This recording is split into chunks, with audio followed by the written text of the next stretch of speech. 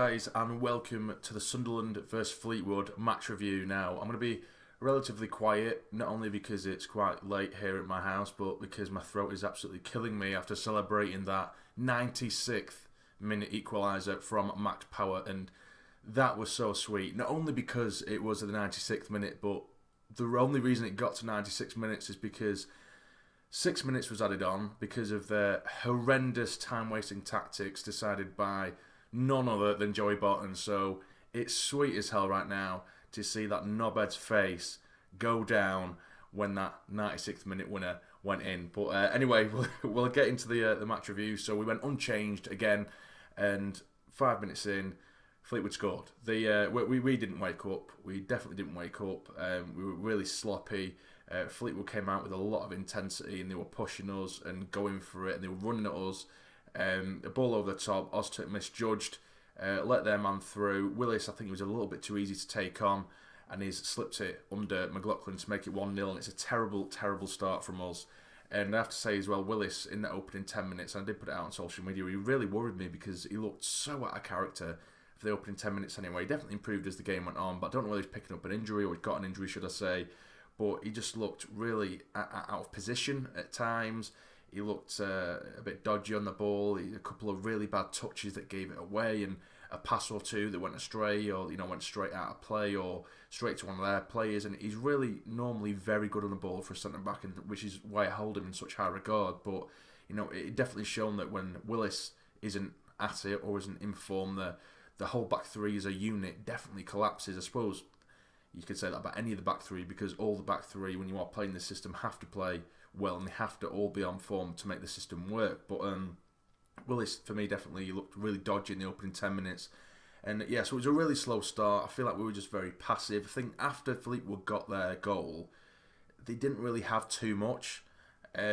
We controlled it. I think we ended up with 65% plus possession come the end of the first half, which I know doesn't mean much. We had 9 shots to just 1 on target in that first half. But we were just keeping hold of the ball. We were too passive. We were too slow. Our tempo was way too slow. Off the ball, we were just kind of static.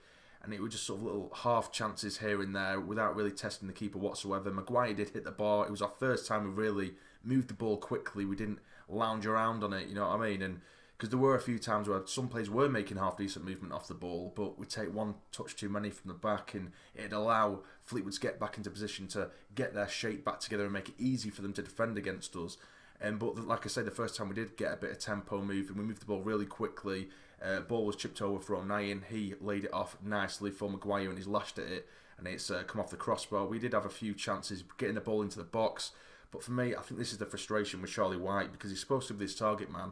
And although I think on the whole our crosses and into the box today, or tonight should I say, weren't great, there were plenty of balls being fizzed across the 6-yard box, and Charlie White was nowhere to be seen. He's supposed to be our vocal point up top, and he was nowhere to be seen, and there were so many chances where any half-decent striker would have busted his gut to get in there, and he was literally nowhere to be seen.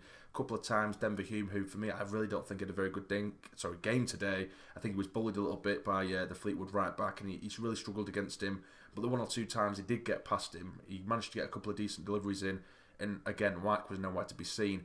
Second half gets underway, and it was more of the same. We were dominating possession, but it just comes to the point where we had to be so patient, because Fleetwood, pretty much from the second they did score that first goal, they were just time wasting, sitting behind the ball, making it difficult. They were waiting for the counter attack, which they did get a couple of times, but we managed to defend it well.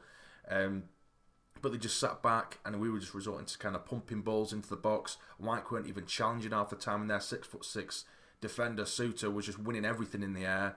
And like I say, they were time wasting. The keeper was taking the absolute piss with his goal kicks, just typical sort of Sunday League tactics that you'd expect from someone like Joey Barton, and just taking the piss with throw-ins and taking ages, sort of drying the ball with his shirt. And a couple of players did get booked for time wasting. But as I say, we managed to get that equaliser. We did make some substitutes in the last sort of 20-25 minutes. Semenyo come on, Lafferty come on as well. Watmore come on a lot later on.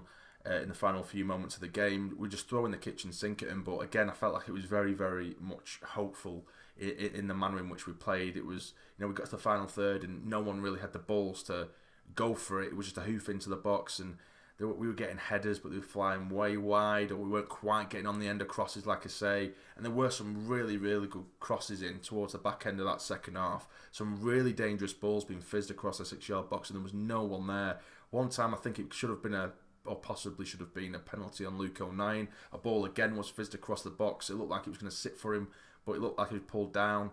So he didn't get to the ball, and it just ran out for safety for Fleetwood. But, like I say, 6 minutes were added on, and it was definitely because of the colossal amount of time wasted and dirty tactics from Fleetwood.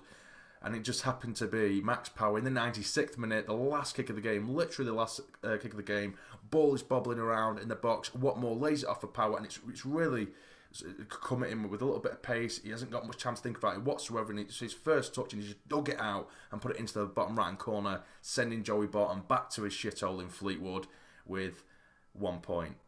Just 1 point. Sorry, I just really don't like Barton at all. I mean, nothing against Fleetwood. I mean, I only live down the road from Fleetwood, but I just absolutely hate Joey Barton. I'm just really thankful we didn't lose today, which could have quite easily happened, but a point's a point. Coventry played Rotherham today, so a win for us today would have been absolutely ideal.